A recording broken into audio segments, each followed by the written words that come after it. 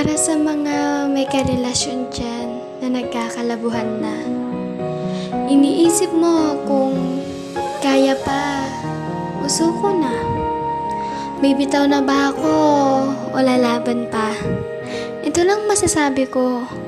Bago ka bumitaw, isipin mo muna kung kaya mong di umiyak araw-araw hanggang gabi.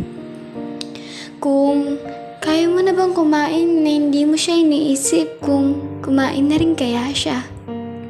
Kung kaya mo na bang kalimutan mga pinagsamahan nyo. Kung kaya mo na bang makita siyang masaya pero hindi na ikaw yung dahilan. Kung kaya mo na bang hindi masaktan dahil alam mo, hindi lahat ng pwede mong iwan, pwede mo pang balikan. Hindi lahat ng pwede mong bitawan ay pwede mo pa ulit hawakan. Hindi lahat ng nabasag mo ay pwede mo pang buuin. Hindi lahat ng nawala ay madaling hanapin. Dahil hindi lahat ng nasira ay pwede mo pang ayusin. Lalo nang mahirap balikan yung taong may mahal ng iba.